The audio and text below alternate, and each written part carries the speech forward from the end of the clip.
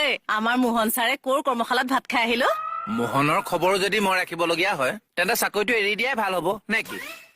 তই কথাবিলাকত বৰ ৰিয়েক্ট কৰ দে। আপুনি কেনেকে কৈছেনো কথাটো? চি কৰে অকমান। এই মানুহজনীয়ে বোলে কিতাপত মোৰ কথা লিখিব। মোৰ কথাও লিখিব বোলে। আপোনাৰ কথা লিখিবলৈ আপোনাৰ কি আছে? তোৰহে একে গোটেই জীৱন বুৰঞ্জী আছে, আমাৰ নাই। আছে আকৌ মোৰ। আপোনাৰ কথা লিখিবলৈ আপোনাৰ কি আছে? তোৰহে একে গোটেই জীৱন বুৰঞ্জী আছে, আমাৰ নাই। আছে আকৌ মোৰ। মই থানাখনৰ LC। আপুনি কিহৰ কিটো হে? বতাহত উৰুৱাই দিমো এনেকুৱা এলচি।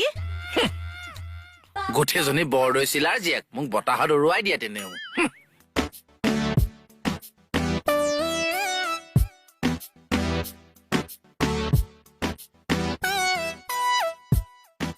আপোনাৰ লগত কথা এটা আছেহে মোৰ। তোৰ ফটোৱা কথা শুনিবলৈ মোৰ সময় নাই। ফটোৱা কথা নহয়, চিৰিয়াছ কথা। শুনিবনে? ক। আপুনি যে সেই LC ইলেকশ্যনটোৰ কাৰণে লাগি আছে, সেইবিলাক যে কৰি আছে, তাতকে ময়ে উইলিংলি LC চকীখন এৰি দিওঁ, আপুনি কাম কৰি যাওক। ইনচাল্ট কৰি নাথাকিবি দে লুটু। ইনচাল্ট কৰা নাই তৰাবা। আপুনি মোৰ বাৰ নিচিনা। আপোনাৰ লগত আৰু মই ভোটৰ কাৰণে যুদ্ধ কৰিম নে? গতিকে মই উইলিংলি চিটটো এৰি দিম, আপুনি আৰামত কাম কৰি যাওক। আবেগিক কৰি পেলাইছ লুটু।